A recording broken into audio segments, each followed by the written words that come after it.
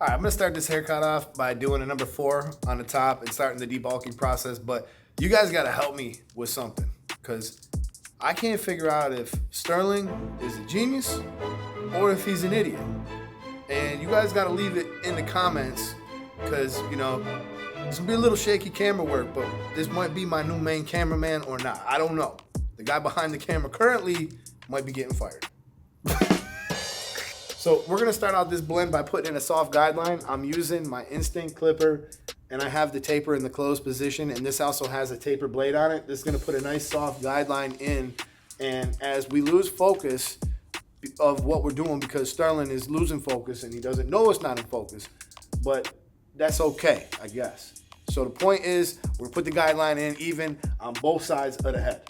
So is Alex's job safe or not? We're gonna find out. As I put in my next step here is actually taking my trimmer. I'm taking it in the upward position. I have the Pegasus from Johnny B, and what that is that's basically a collaboration between Johnny B and Gamma Stylecraft, and we have a trimmer. It has the one blade on it. So let's follow up underneath that with the electric shaver. I have the Rebel electric shaver, and as I get close to where I left off with that Johnny B Pegasus trimmer, I'm gonna start lifting up and tipping away, and that's gonna start to create my initial blend. So my goal here is to not have any line in between where I went with my trimmer and where I went with my electric shaver. You're gonna notice that I flip it over and I'm just using one of the blades. So I'm tapping down or I'm tapping up, but my goal is to kind of scratch in a nice blend between trimmer and my skin line.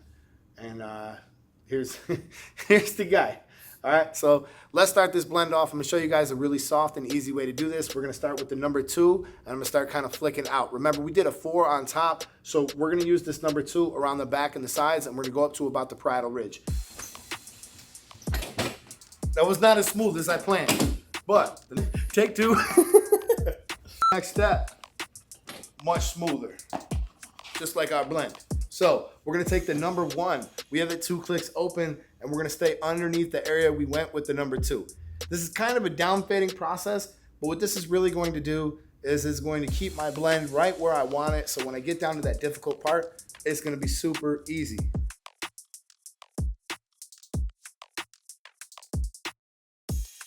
All right, so now we're gonna begin taking out our skin line, and the very first step, just like always, is going to be the open taper, and we're gonna be flicking out. But pay attention here, because in a second, I'm gonna show you guys just an easy way to knock out the skin line on the taper blade. Taper blade is such a good, soft, forgiving thing, and when you pair that along with the instinct clipper, you have a recipe for just knocking out these blends super fast. Unlike the thoughts that process in Sterling's brain. They move very slow and sluggish-like. But he's filming my watch, and I like that watch. And in fact, I'll link it in the description.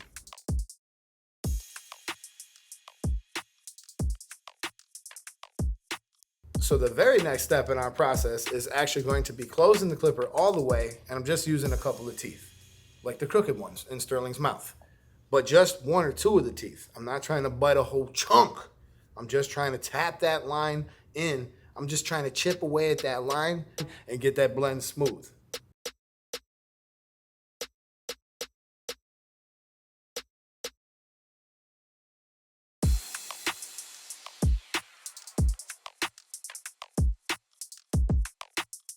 God, I'm so funny.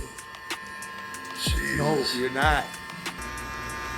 I'm just here to record your excellence on camera. How else would it be recorded? By pen?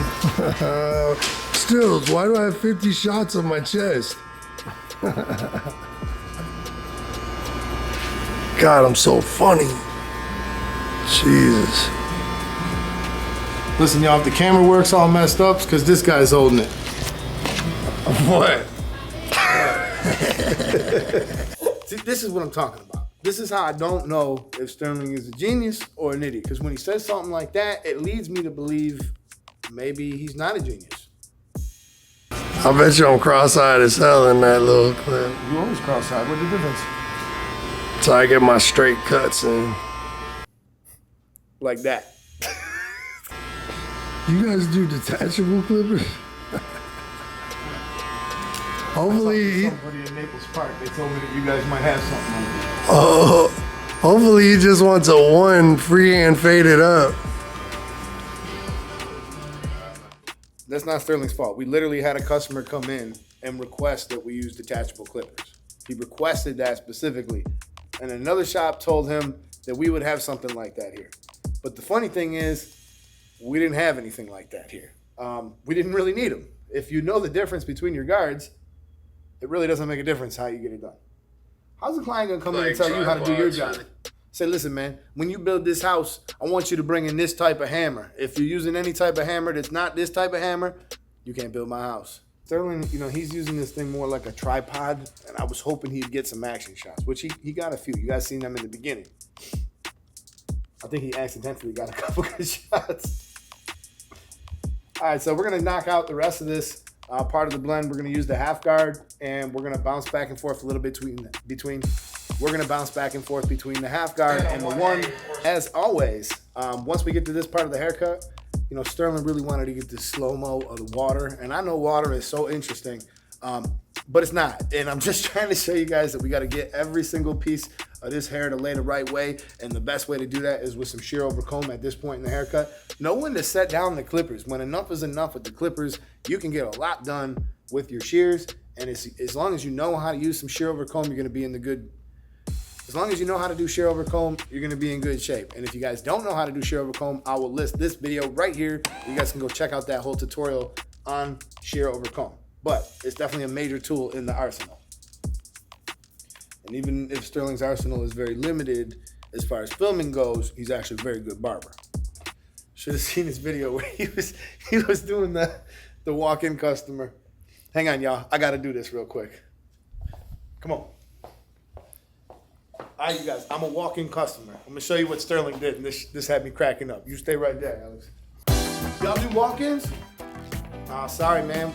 We all work by appointments here. We're booked up for today. I could get you in a little bit later if you want, but I want my hair cut. I want my hair cut. I'm so sick of this. And it only makes sense to finish this tutorial up at the dirtiest station in my shop, and that's Sterling's. Because he did that, I actually think that was pretty genius. That had me laughing, but sometimes he does these things too soon. Like right after the client leaves, he'll make a video that'll just bash him, and we've had a few people get upset. So there's a part of me that thinks he's a genius, and then there's a part of me that doesn't think he might be a genius. Maybe he is an idiot. I don't know. But I actually think he did a great job filming. I'm just teasing with him. I love Sterling to death. He's the guy that brings a lot of fun and joy to the shop. And if you guys enjoyed this tutorial, if you enjoyed this style of learning, even though there was probably none that happened, this is the YouTube Barber Academy. I'm Mr. D Barber, and all the products that we use, I will link below. Now, I know we might have went a little hard on Sterling today, but please, I linked his IG down below. Give this guy a follow so he doesn't feel like I was just bashing him. I mean, could you do that for me? And was I bashing him? I mean, I don't feel like I was. You know, he's not an idiot. He's actually a genius. He just needs some refinement, I think, is all it really is.